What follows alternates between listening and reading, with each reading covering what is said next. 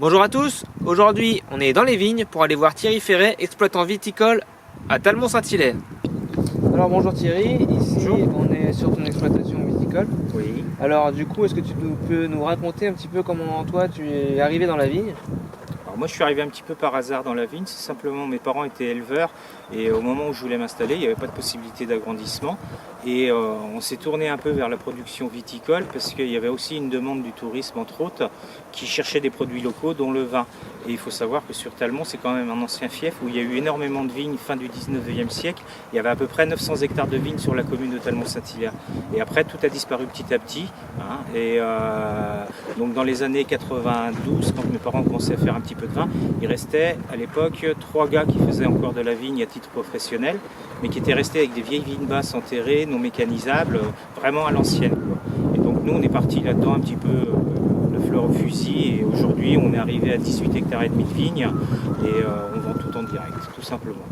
D'accord, et là tu es le dernier Je suis le dernier sur la commune, exploitant de sur la Talmont. commune. Ouais.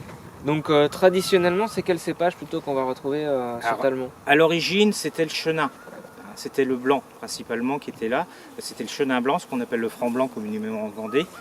Mais aujourd'hui on a fait évoluer les cépages et moi je suis parti pour les blancs plus sur du chardonnay principalement. Après on fait beaucoup de rosé aussi avec des pinots noirs, des gamay entre autres, des côtes malbec. Et pour les rouges on utilise plutôt merlot, cabernet franc, négrette et landau. Tout simplement. Alors en cépage historique, il y avait aussi la négrette, qui est un vieux cépage qui n'est pas très répandu, qu'on appelait le ragoutan ici en Vendée. Et c'est un cépage qui vient en fin de compte de Fronton à côté de Toulouse. Et il y en a toujours eu un petit peu en Vendée aussi quand même. À Talmont, là, quelle est la particularité du sol et de l'ensoleillement ici à ce niveau-là? Alors on a deux types de sols sur la commune pour les vignes, je parle. On a sur la Guittière par exemple des argiles blanches à plus de 60% avec du calcaire en dessous et des dépôts d'alluvions. C'était la mer avant, au-dessus des marais. Et là on est sur des sols qui sont relativement riches en calcium entre autres et avec des pH basiques de plus de 8.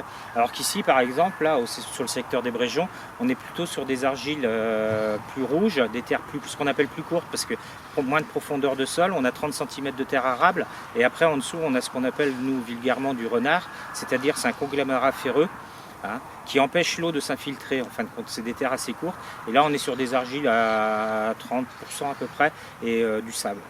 Argile et sable. Des sols beaucoup plus faciles à travailler avec plus de gravillons. Alors que sur la Guittière, ça va être plutôt des blocs de calcaire. Avec des vins beaucoup plus riches sur la Guittière, beaucoup plus riches en sucre à proportion qu'ici. Ici, on aura un petit peu plus de volume et un petit peu moins de sucre.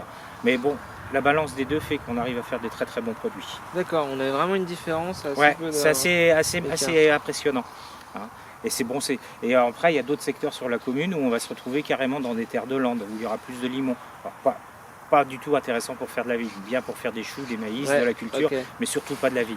Ton vin, tu le vends qu'en vente directe? Qu'en vente directe à la cave, Donc ça se fait, on a nos horaires.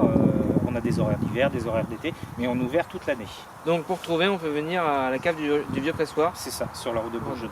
D'accord. Est-ce qu'il y a un vin à conseiller pour les fêtes, là, pour le mois de décembre? Alors là, pour le mois de décembre, on n'a plus de blanc actuellement, mais par contre, on a sorti 2 rouges élevés en fût de chêne, différents. Il y a l'entre-deux qui est un assemblage de cabernet franc, merlot, négrette, qui va être un rouge très rond, assez gras, très bien pour tout ce qui est volaille, entre autres, et canard.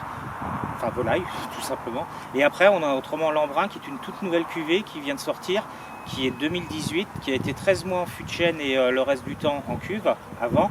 Et lui il va plutôt être pour les gibiers et les viandes rouges. D'accord. C'est 100% landau. Très bien, tout simplement. Voilà. Je te remercie Thierry. C'est moi qui vous remercie de votre visite. Bon courage à vous. Merci et puis à la prochaine. Pas de problème, à bientôt.